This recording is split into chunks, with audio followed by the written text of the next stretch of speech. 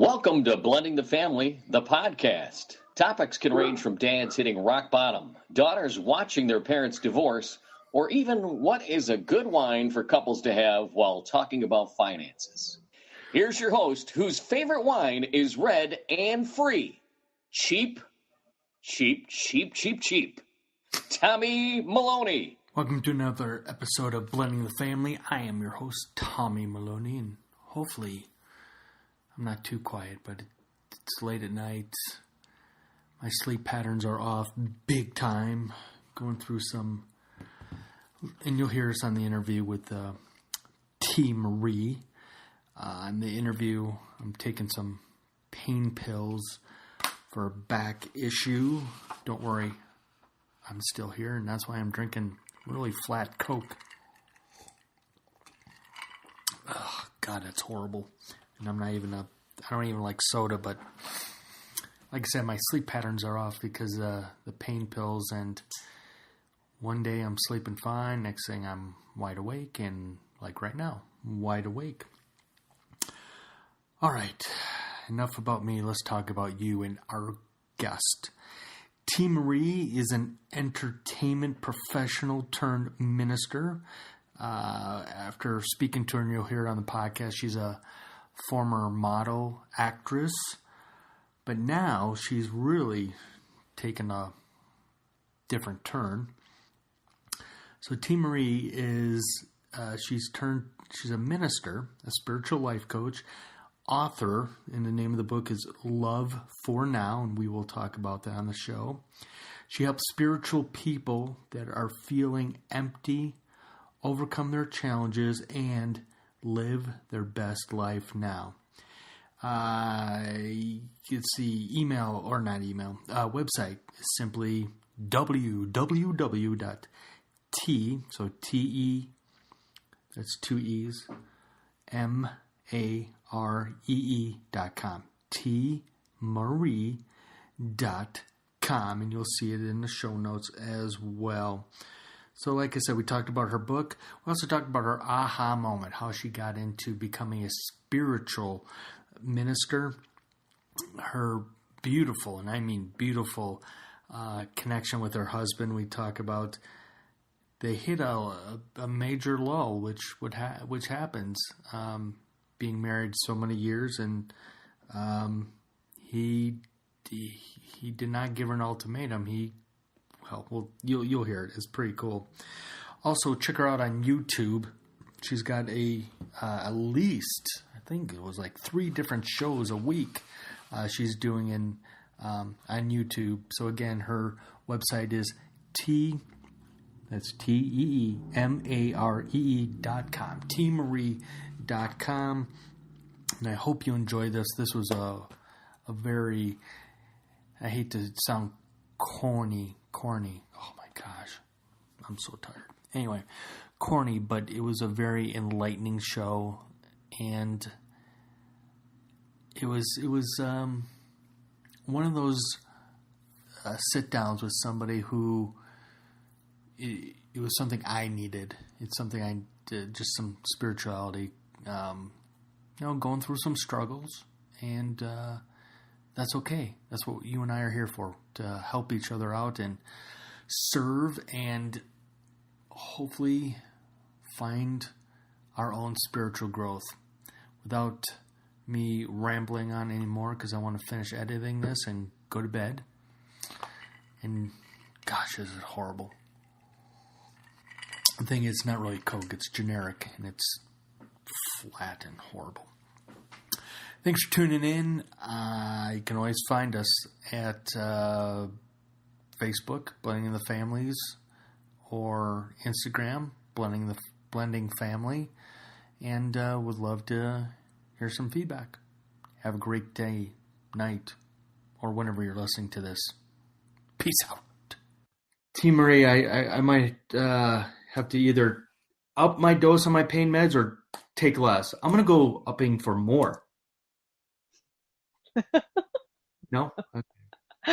No. All right, question number 1. Mm-hmm. As I went through your mega videos, which are so wonderful, so positive. What was your aha moment?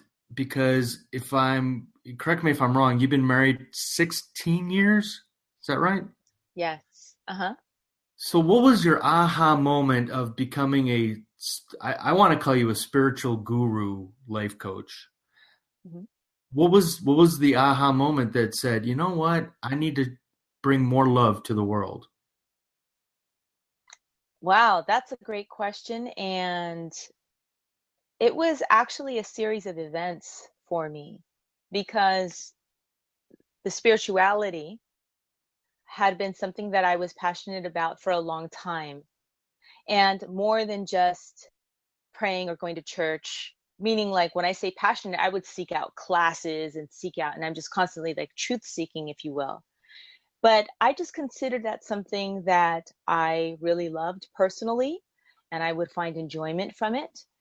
And I was still living my very quote unquote regular life. I was doing entertainment. I was with my husband. Everything was fine.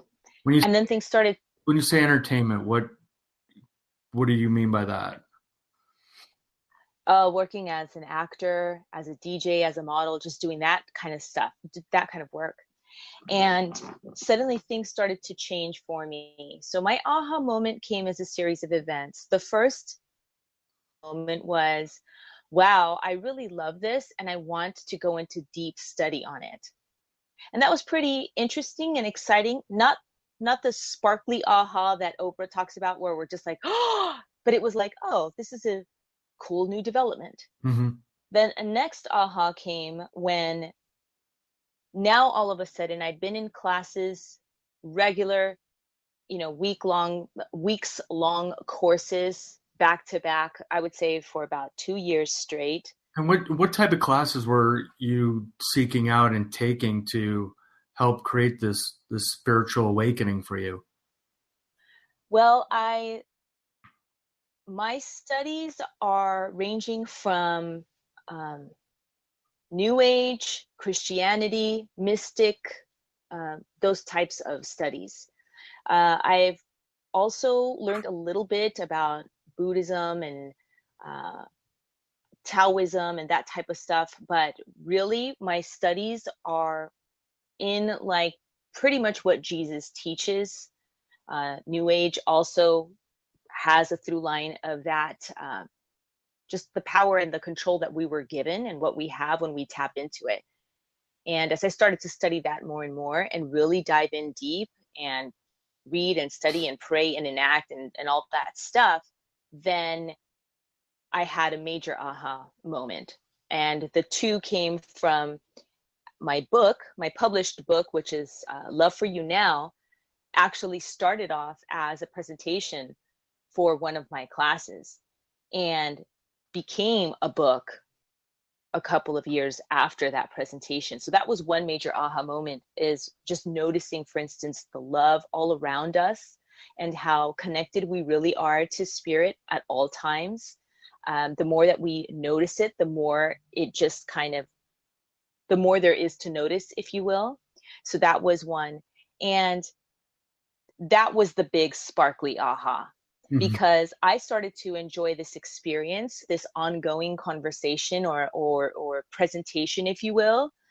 But then it was like, oh, cool, I want to share this with my classmates. And then it was the impact that had, and it just kind of became bigger from that moment of like, you need to share this on a bigger level. And then I also started to feel a call to go into the work that I'm doing now. So your ministry work. Yes. And that was something, I tell you, that it came upon me. It was never anything I ever want. I I don't say wanted because I love this very much, and now there's nothing more that I want than this. But it wasn't like my childhood thought or dream. It wasn't like, oh, this is what I'm going to do. It just happened. It was like, oh, guess what? This is where we're going now. So So yeah. and you bring up a good point about your childhood dream. Was your childhood dream very parallel to what you had been doing, being in, being a model, being in the acting world? Was that the childhood dream? And And a follow-up is, was the spirituality a missing piece of the childhood? So the first question, to answer your first question, absolutely. My childhood dream, my biggest, highest height that I imagined for myself as a kid was, I want to be in the entertainment industry. And I want to just do that forever until I die. Like, I'm going to do that. That's going to make me somebody. I'm going to get to do things that I wouldn't otherwise. I love the arts. Like, if I could do that, I will die happy. That's all I want. And that's it. And I was I'm so grateful that I was able to achieve those things. I was able to work in television and film as a model. I've released records independently as part of a hip hop duo. I've DJ'd. I've had my fill of the arts. I love them still to this day. You know, I love it very much. So that was my childhood dream, and I was doing it. And as a matter of fact, the call for the ministry came at a time when I was reaching my highest height in my childhood dream, which was a very, now in retrospect, I know a very beautiful and amazing thing, but at the time it was rather shocking and felt very much like a fork in the road. And it was something I had to process. Yes, my childhood dream was that. And for your follow-up question, which was, you had asked me, if the spirituality was missing in my upbringing.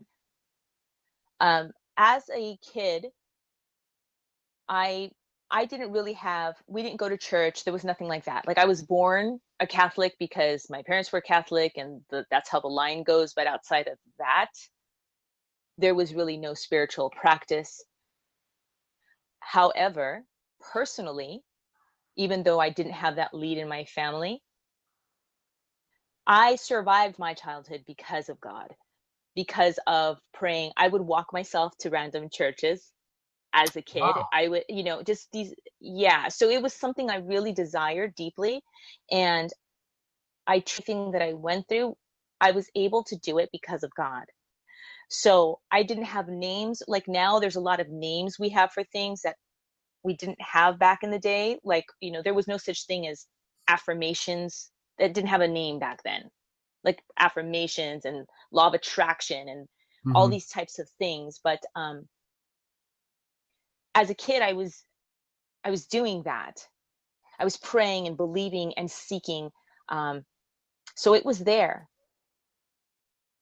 My childhood dream,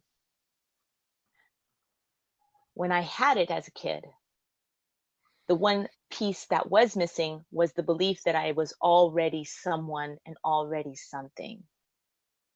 And that I've gotten now. So what I'm trying to say is that you know that God had a plan for you and a path for you, but you weren't able to see that path until you started going to these, as you said, random churches. Does that sound right? I knew that there was a plan for me, and I knew that I had a relationship with God. What I didn't know was how much God really loved me and loves all of us, and that I was already worth so much, regardless of ever being an actor or ever being. That part was missing. The worth, the feeling of self-worth, the feeling of like, I'm really deeply loved by something, by someone. It was still a thought, but not a knowing in my heart. Does that make sense? So I'm going to go back to your childhood. What was there something within your childhood that was causing this? I'm going to use, myself as an example, is that I never felt I had a lot of my own self-worth because of my parents' divorce. And up until, recently, I've always had that depression fog. I've gone through my own, suicide battles, but I still love the life I have, and I do believe that a lot of things that I've done have been my own cause instead of trying to follow the path I'm supposed to be on. And regardless of my relationship with my mom and my dad, who I love to death, I love my bonus dad and my dad's girlfriend. I mean, I love all of that, and I don't like. And I'll say, I mean, I think a lot of things that I've gone through is because of the divorce, but a lot of it has been because I didn't have that self-worthiness. I didn't feel that I belonged. I didn't feel like, um, for the blame game. Oh my gosh, my parents are divorced, so therefore everything terrible has happened is because of that. So my question to you, Teemaree, is what was there something deep? And I'm trying to see the notes that I had about one of the videos you talked about.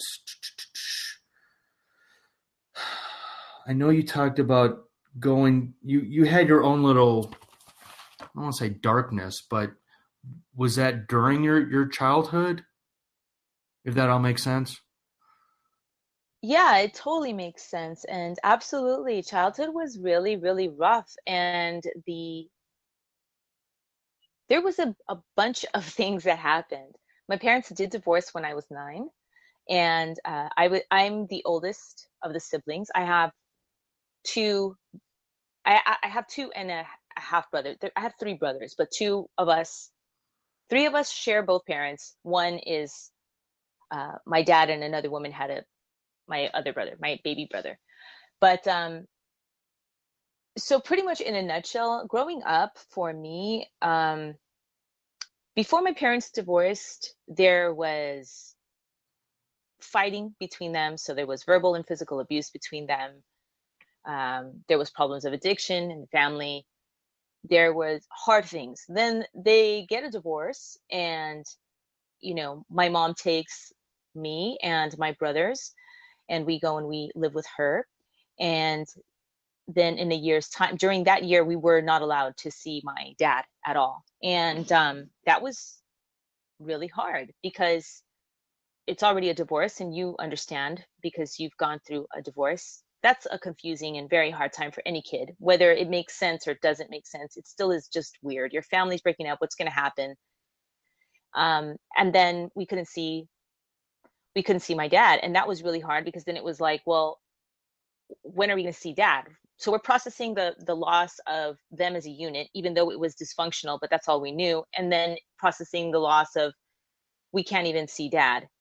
A year passes, and then my mother takes us as we're moving. So, I'll pack up the place, and we go to dad's house all together. All of you. Everyone, all of us, including her.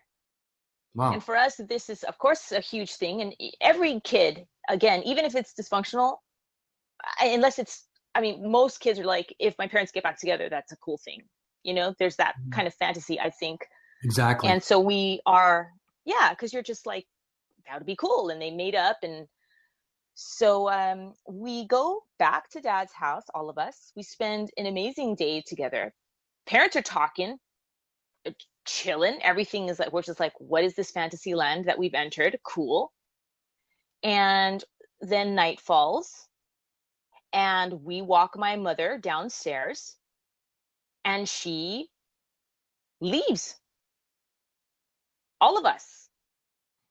With your dad. To this day, I remember wailing after her, crying. I had to be held back. And I just remember seeing her get smaller and smaller and smaller and smaller because she walked. I'm assuming to where public transportation to leave, and she left the country, left us with no explanation. And we didn't see her for she left the years country. After that. So left us. Bye. She was gone. Wow. So she left the country, left us, and she was out of this picture for years. And that was a huge trauma for multiple reasons for me, because not only was that a huge abandonment for me. That's how I perceived it. That's how I processed that. But also that really catapulted me. I became, at 9, 10, I became the mother, the woman of the house. Right, because as the So oldest, I now cooked, you've kind of cleaned, took stepped care of my up. brothers, my dad. Yeah.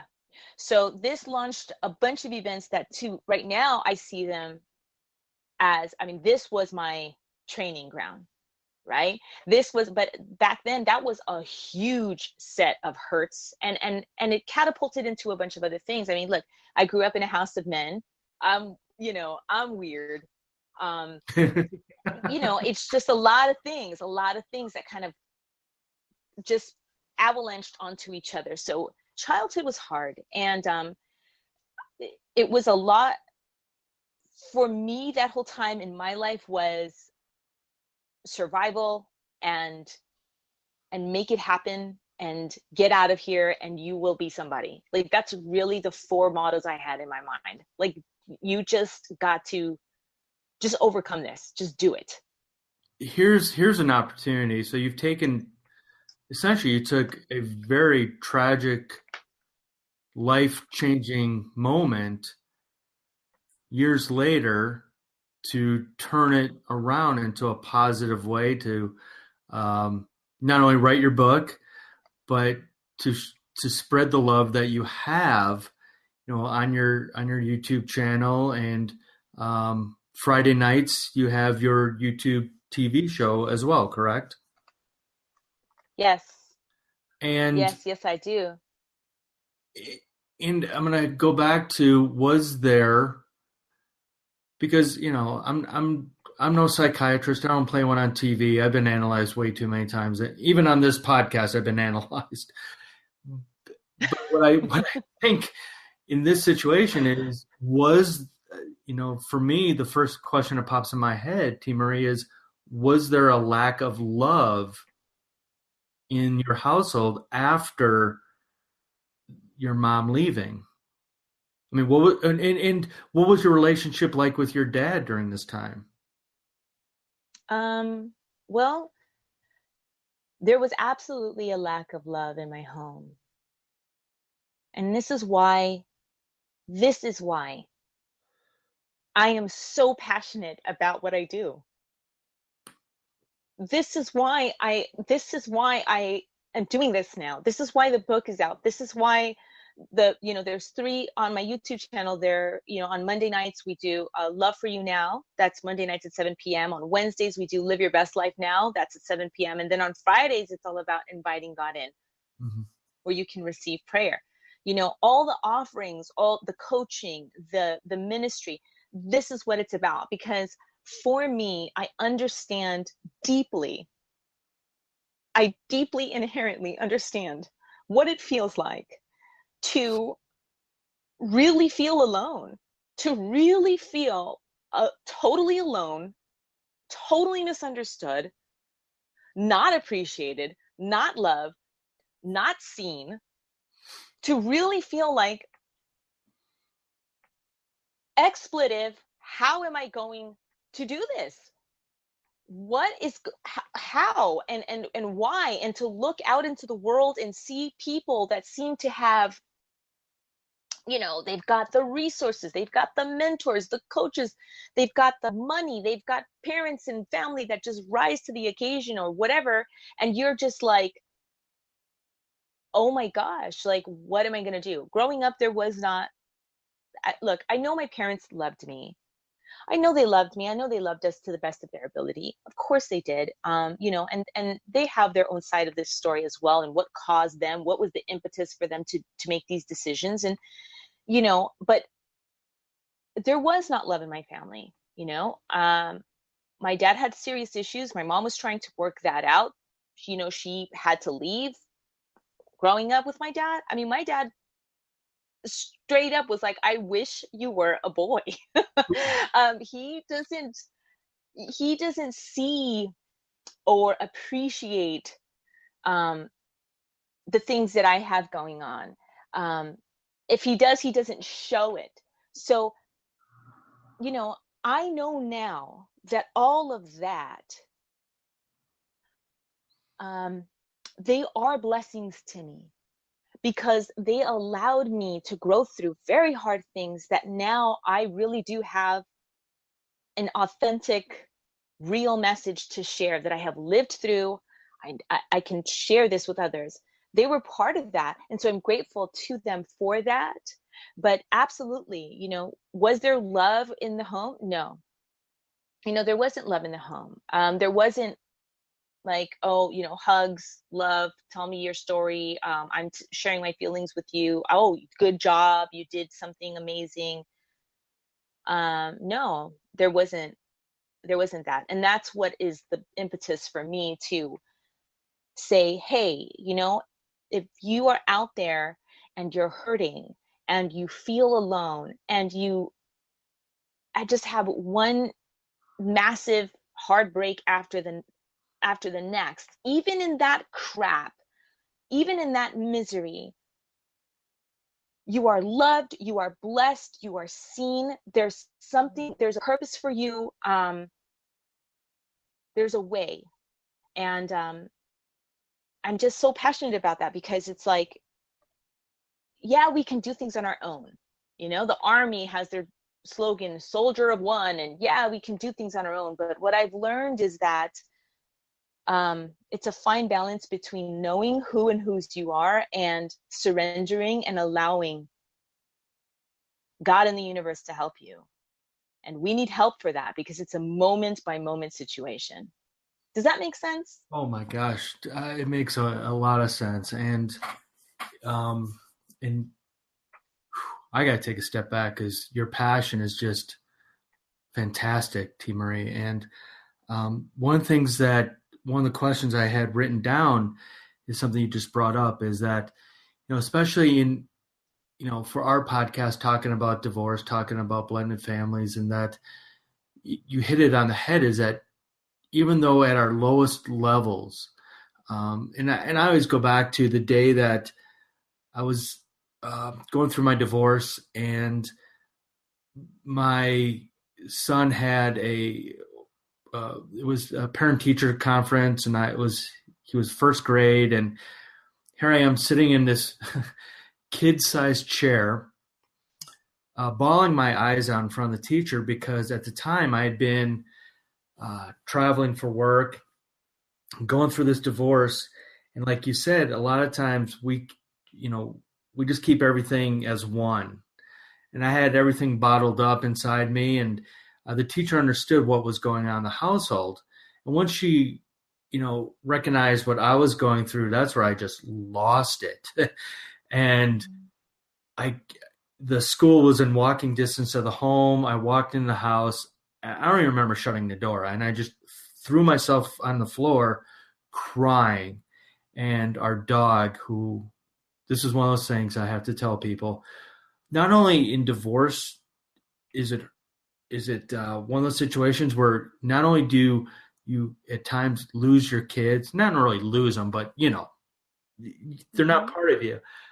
My dog was right up there, Kiwi, Australian Shepherd, and she's like crying too, because she doesn't know how to console me. And the question I want to put to you is, when we do fall in those situations, Teemaree, when we don't feel that we are loved, when we don't feel there's anyone out there for us, because I know on one of your videos you talk about, and I think this is the video you talk about where you've been married for 16 years, and it sounds like you really did, through trials and tribulation, find your life partner.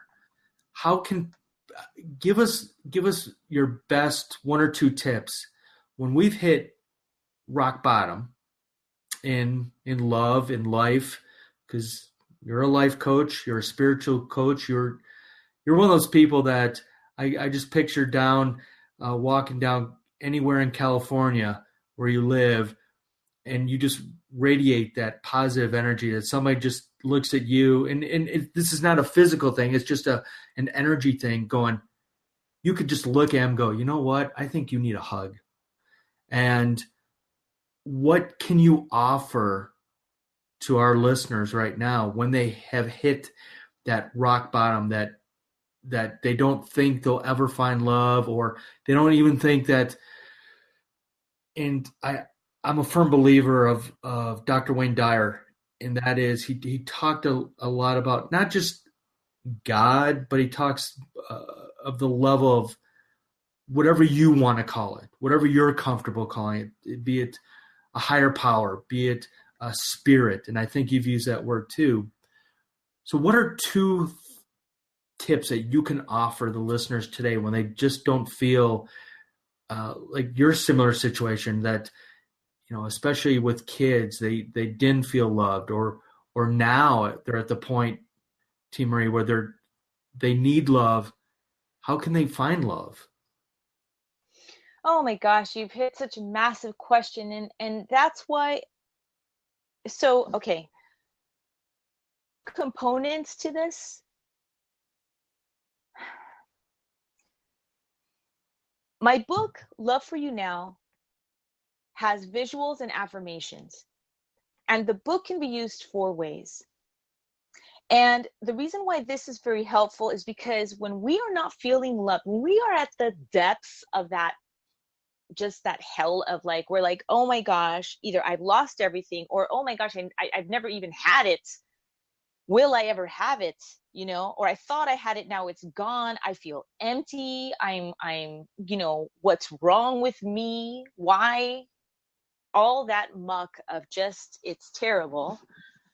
And we're emotional, as we should be, because that's a terrible situation and it hurts, and that needs to be processed.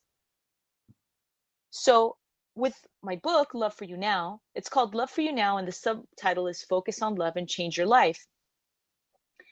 And what's great about it is that it has visuals and affirmations that help us in those moments. So wherever you're at in that journey, because I think you can agree, having shared your story of the experience. So there's a part where you're just so raw and emotional, like seriously, you cannot process anything. Mm-hmm. You're like, I can barely eat. Like showering is a festival. Like, it's just like, seriously, I'm just really wiped out. Just even basic needs, right? So there's a real dark time. Then there's the time when you're trying to process and you're just trying to be okay. And there's like levels as you're climbing out of that hole. Our darkest, it's very, very hard to do some of the very basic needs we need to do to get help. It's hard to think positive. Are you kidding me? Like, you don't even have the energy to feed yourself, like I said, or, you're just feeling very bad. So the book really helps for those types of levels, all of those levels, because it helps you to see, because the two major tips is remembering. The major tip is really kind of just knowing that incredibly compelling circumstances, because they're compelling, they're 3D, that person did leave, that the kids aren't here anymore, what's happening, we did break up, or I really do want a partner and dating is hell and I can't find anybody. That's very compelling. Absolutely, it's the 3D experience that we're having, but it isn't the truth. And that's the juice.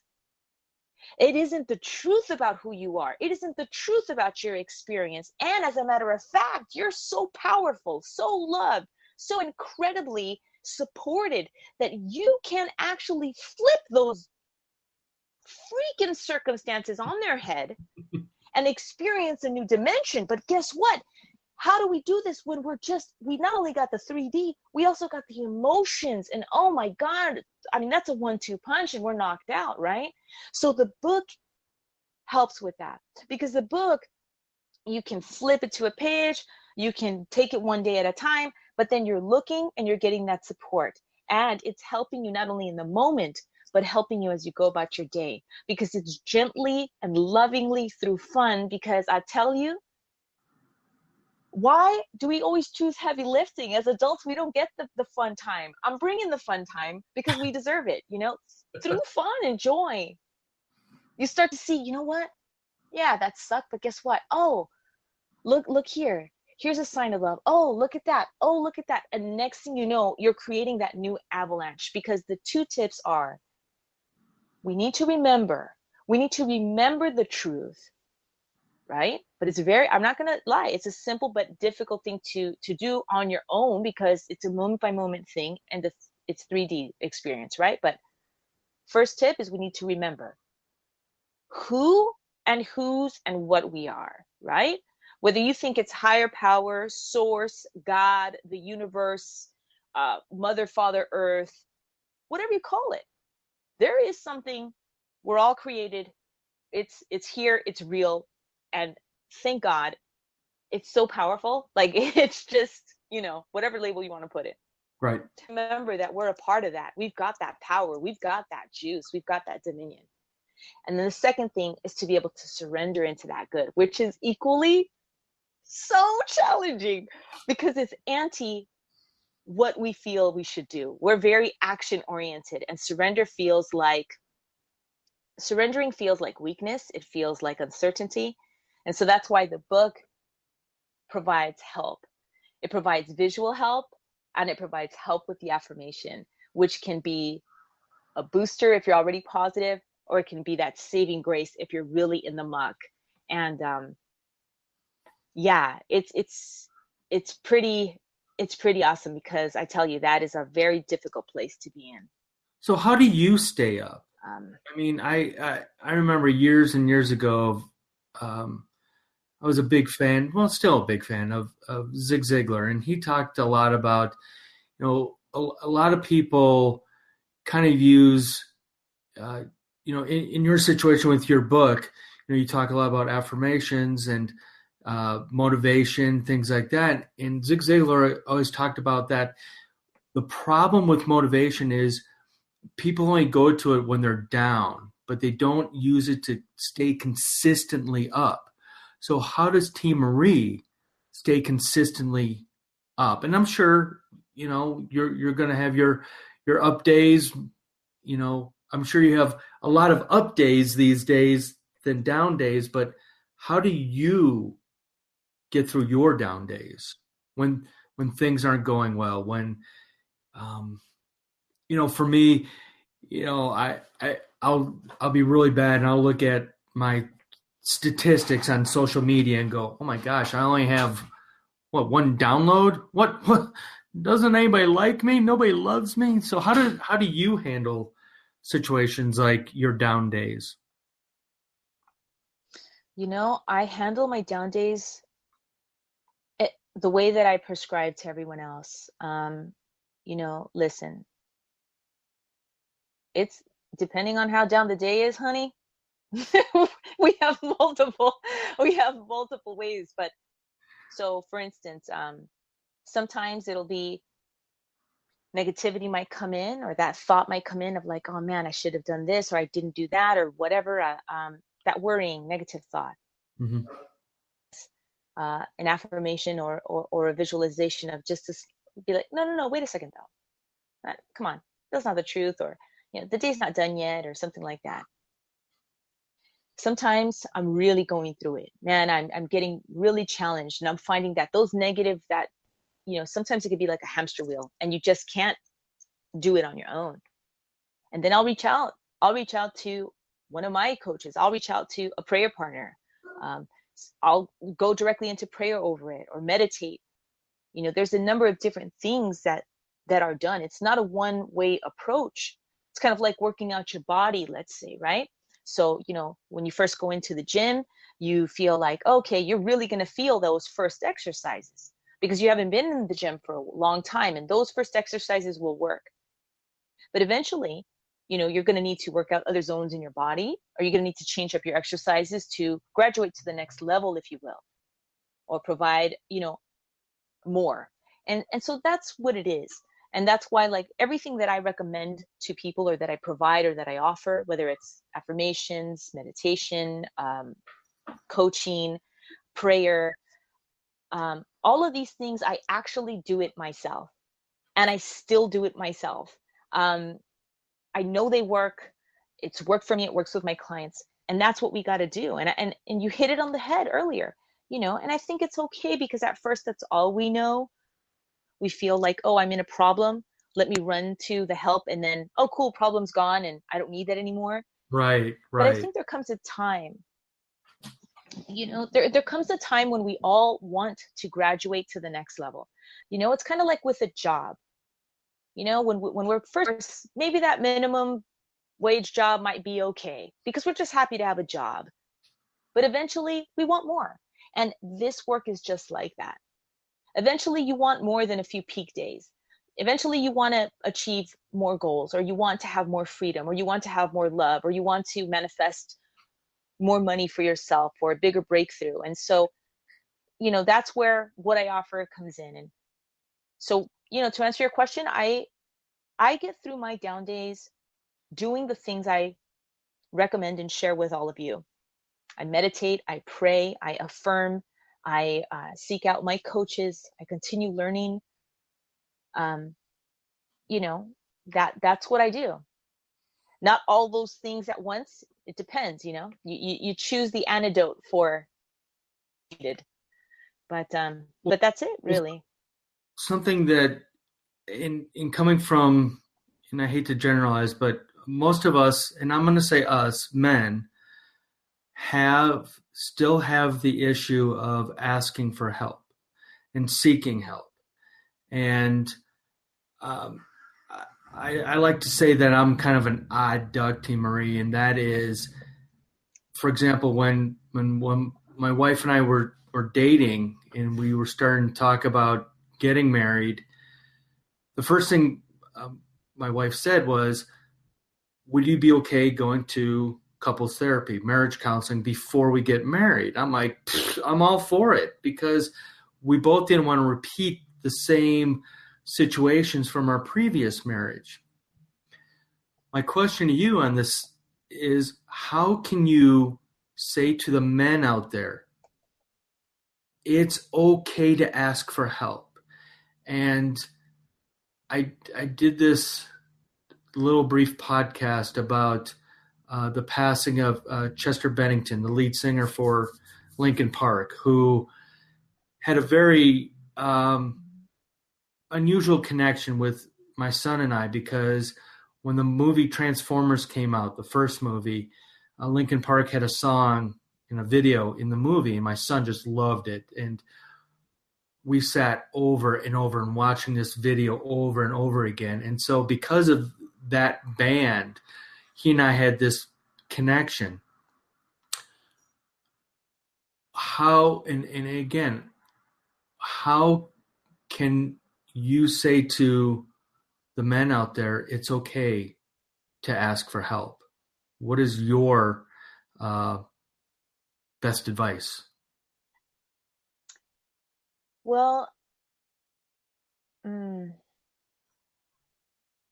feel that I resonate a lot with men because, like I said, I was raised in a house of men, and I understand that society and culture and the messages that are heard are, you have to be strong and you have to be the one in charge and take care, and I'd like to offer this. I know it's going to sound opposite of what you might be hearing or seeing, but the sexiest, strongest, coolest, most amazing thing that you can do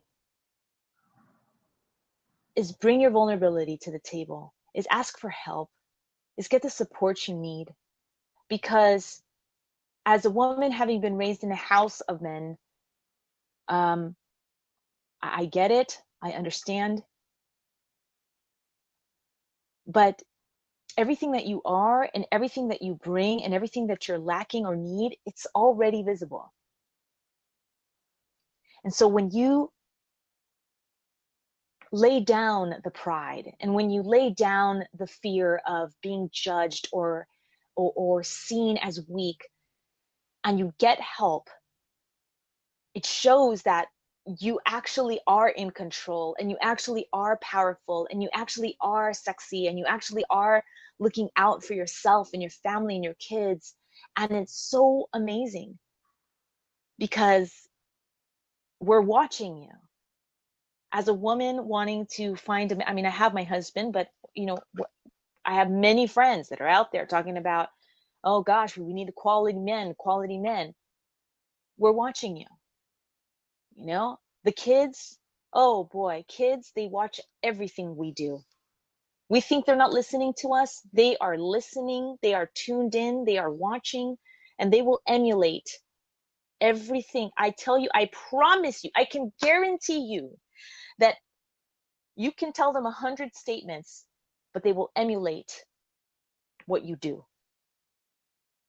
I don't care if you tell them, don't do this, don't do that. You say, don't leave a dirty dish. Don't leave a dirty. You could say that a million times, but if you leave dirty dishes, they will leave the dirt. They're watching. And so men, I just would love for you to know that here's another thing.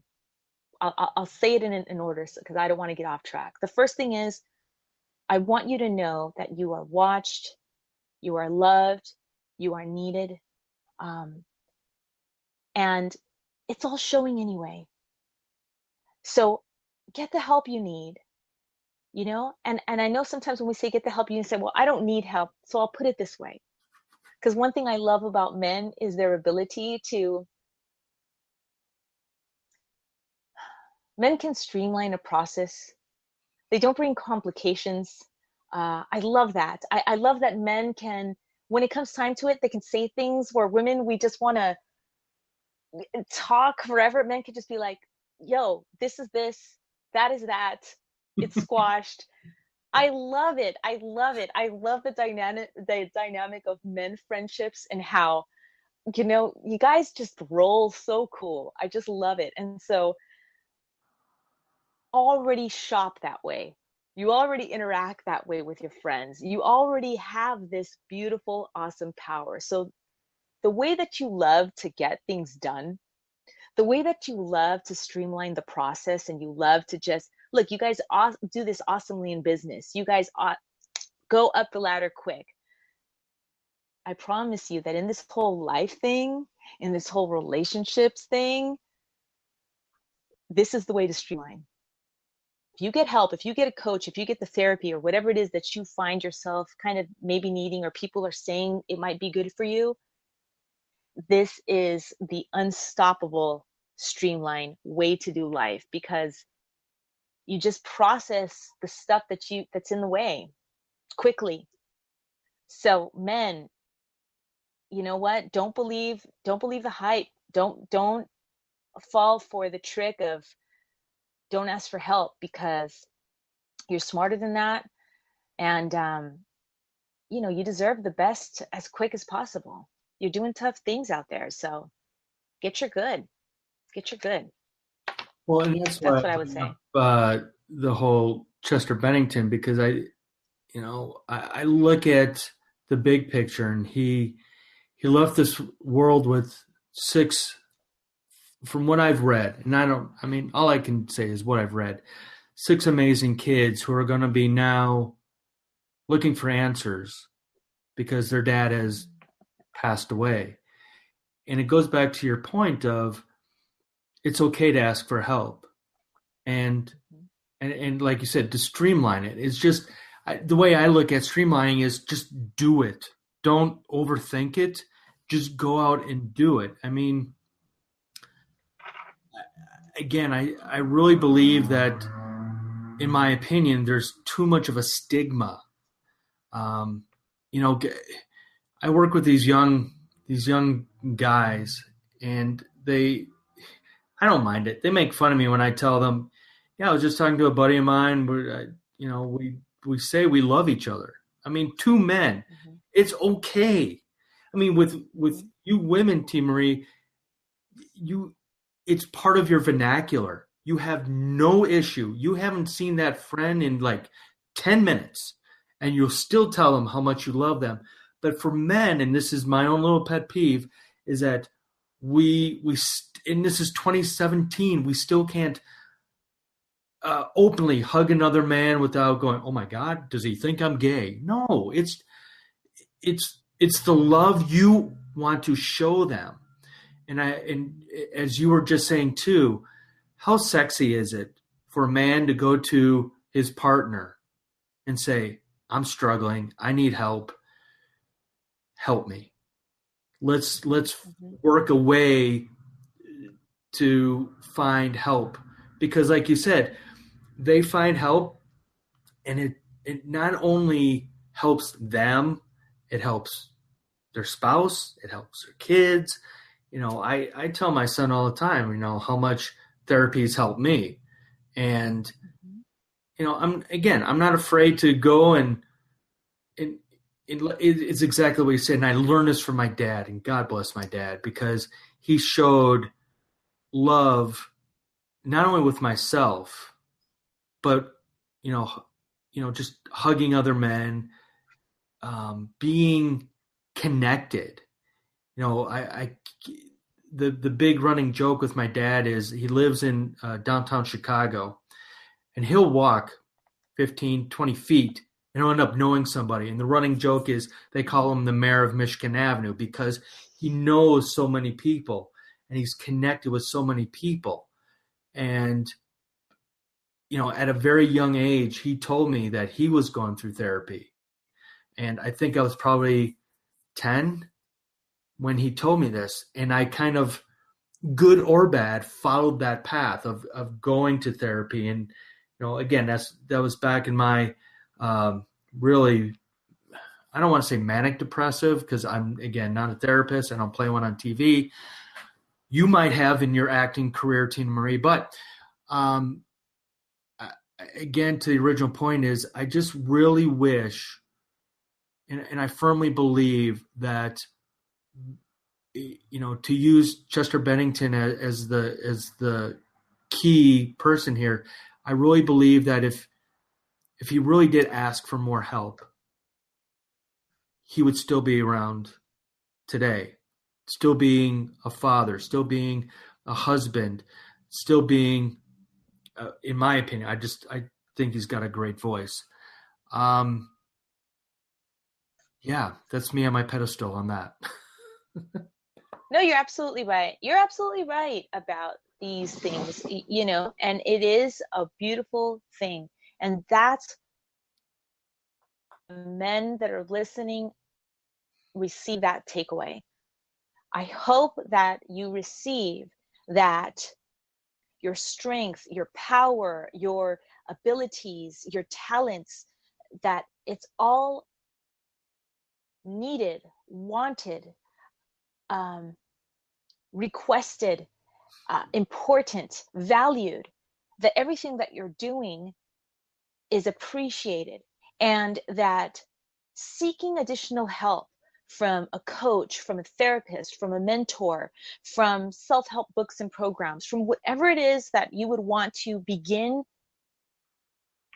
in, only will not only streamline your ability to interact, connect, date, earn money, enjoy your life, but it will enrich all the things you're already doing. So wonderfully said. It will enrich your relationships. It will enrich your connections, your networking, your business, your family life, your marriage, your relationship.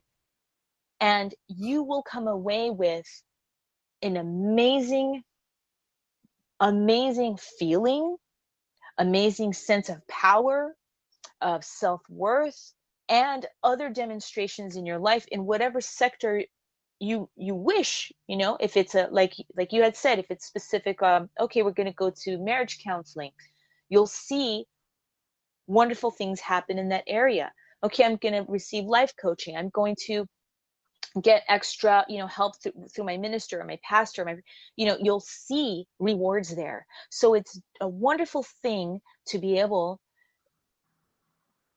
to open up a way for you to streamline, men, for you to streamline positive things happening in your life, and for you to streamline powerful that much more capable, confident, efficient.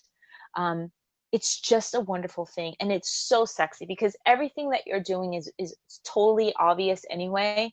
So it's just so cool to see the burden lifted, and to see just that cool flourishing. It's just awesome. So yeah, you said it awesomely, Tommy. I believe so as well, you know? So tell us about your husband. Why has 16 years of marriage been, I guess, consistently? I mean, I look at, my first marriage lasted 6 years, and your marriage it sounds like, and I'm gonna probably guess wrong, but I'm gonna guess in a good way, is that 16 years have been, every day have been rainbows and unicorns. Yeah, sure. And a Pegasus too. We just got it all going on. There's candy, what is it, cotton candy, and it's just Yeah. awesome.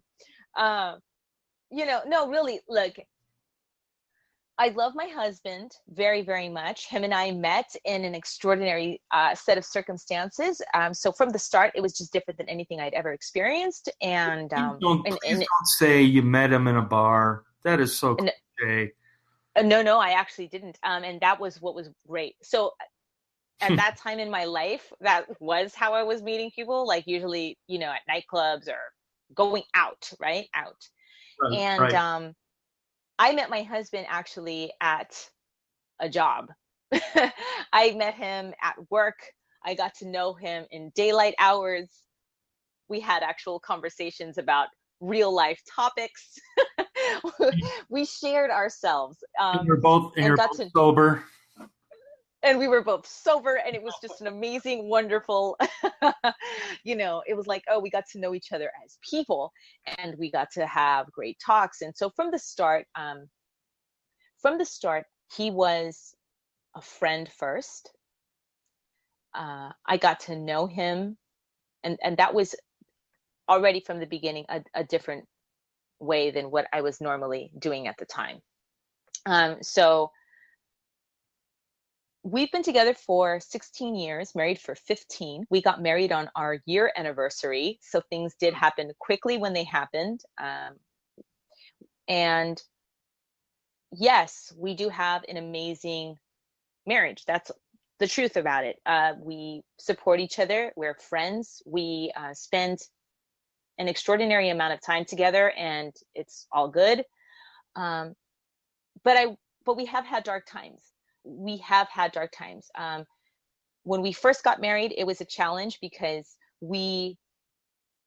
everybody has different ideas of what the marriage label means and what comes attached with that label. So we had to go through that and really kind of understand, okay, look, we're still the same people, even though we're now married. It's like, maybe take some of the edge off, and we had to navigate those waters of what that meant for us. The next challenge, really, really hard time, was, I would say, about 5 years in. And 5 years in, we had come to a point where we kind of maybe talked about splitting up, where it was like we were just really, really kind of having a tough go at it.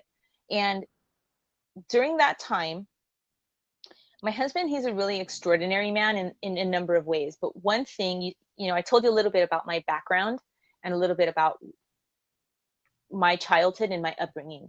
And so my husband, and for you men out there, my husband taught me about things I didn't know. Okay, so I didn't know about love that stays. I just didn't. My parents didn't stay. My previous relationships didn't. I didn't understand a love that was truly committed. And I don't mean committed like, oh, we're together and no one's cheating. I mean committed. Like when you're being fill in the blank and the person still loves you, where they don't wash their hands clean, where they don't turn their back, where they say, okay, look, it's difficult, but I'm here. My husband was the person to teach me that. And in teaching me that, he taught me by example. And he also, so 5 years is happening. And my instinct is, oh, things are not working out. Well, then I don't know if this is going to work out. That was my first default because I didn't know anything else. Listen, we're committed. This is, it's not that serious. Like, this is just a little issue. And he would do that kind of thing. And we had reached this 5-year point where it was really like, I was really just in a weird headspace about a number of things. And he was too. And then he was like, okay, if you need time, I'm going to give you time. And that was an amazing experience. For 2 weeks, we didn't live together or really talk that much. And I had the opportunity to grow into the person that he had been teaching me by an example for those 5 years. Because at that point, I had to choose to want to be married to him, to love him, to actively choose. Do you see what I'm saying? Mm-hmm. Like during a hard time, not when it's beautiful and we're looking forward to the wedding and like everything's cool. It was like issues, but I either want to be with him or I don't. And I love him and I want to be with him. And I was like, yeah, I don't want to have my life without him. I need to. And so, I said, hey, listen, this time has really shown me some things. I love you. I want to be with you. And I choose you. And I think marriage, that's what it's about. I don't think marriage is work. You do have times when you're doing a little bit of work on yourself, because that's really what it's about. A lot of people think you're going to change your partner. No. It's all about self here. But I do think it's choosing. I think it's saying, I love you. I want to be with you. And we're in this. Let's be in this. Let's actively be in this together. So after that 5-year point, after that, it was like, just cool. I'm not saying we haven't had, discussions or whatever since then, like, hey, this or that, but that was really a cool turning point of like, it's very, very clear. There's no more, this could potentially not work kind of talk. It's like, look, we're in this, let's rock this here. And so that's pretty much it. I mean, he's my best friend. I love him. And like I said, we spend a lot of time together, and I really think that's what it's about. I think it's about, you're choosing to be with this person. You're respecting that they are a person, individual outside of you. And you're giving them space to be that. Because if I expected for my husband to be the same man, not only would that be so boring, but that would be such a jail for him. But when he grows and changes and does new things, so do I. And as long as he lets me do that too, then we continue having fun and we don't get trapped in expectations that are not only just totally impossible, but really, really, it's a nightmare to try and uphold that. So, yeah. And so now it's rainbows and cotton candy and a Pegasus every now and then. So, yeah, Wow. I think this has just been a beautiful conversation because I've been trying to figure this out,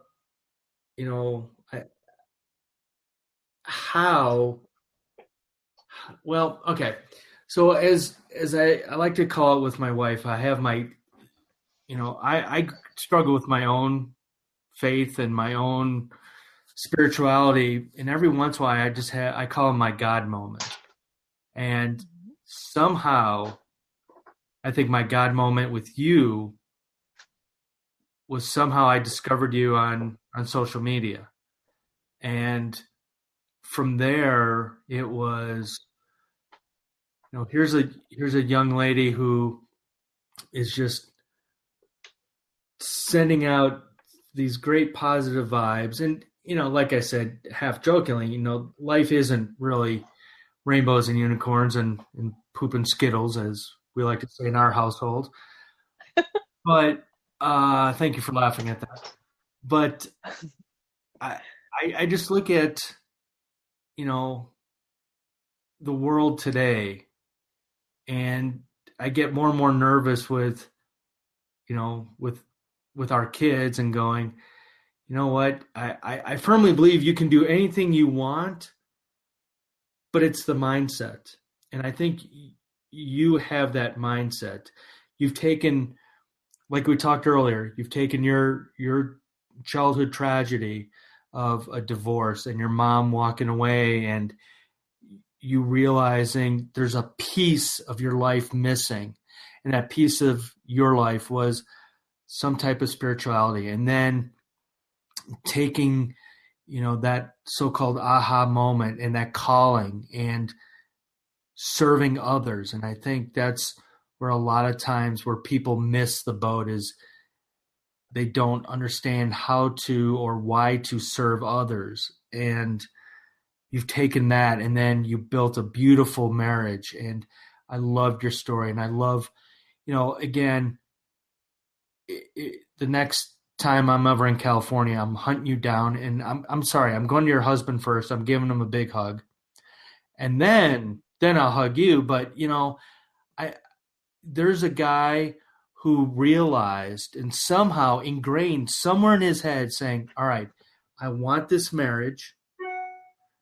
This is a marriage I want for a long time. I have to give my wife, as you said, 2 weeks space. And look what happened. You went from possibly a 5 years of ending a marriage to 16 lovely rainbows and unicorns. And I think throughout this conversation, it's been the biggest takeaway I would say after this conversation is what you said earlier. And that is, it doesn't matter if you're a man or a woman. It's okay to ask for help. It's okay to find a path that is not only going to help you grow, but help the others around you grow as well. And I really do believe that between your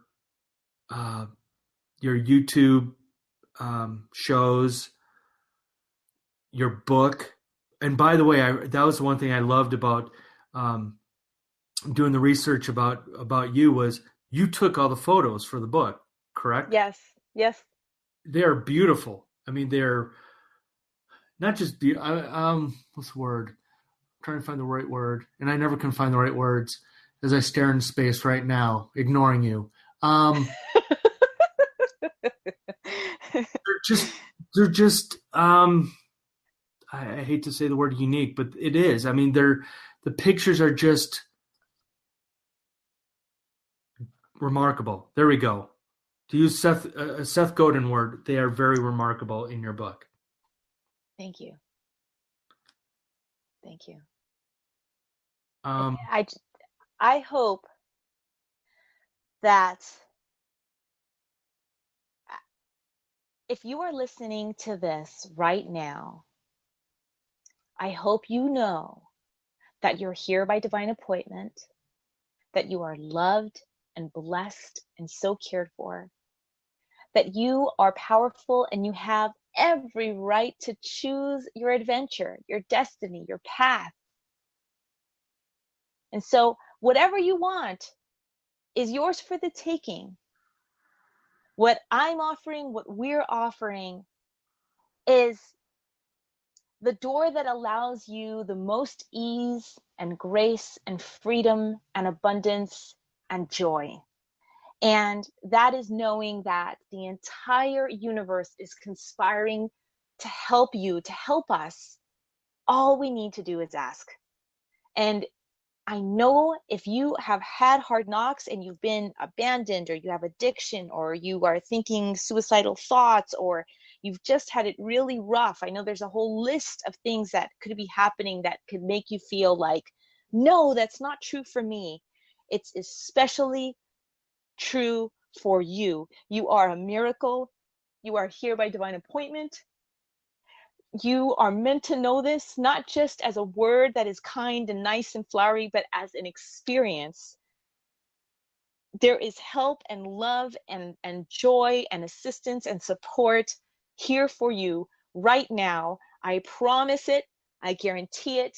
And just open up, honey, because you deserve it. You deserve it.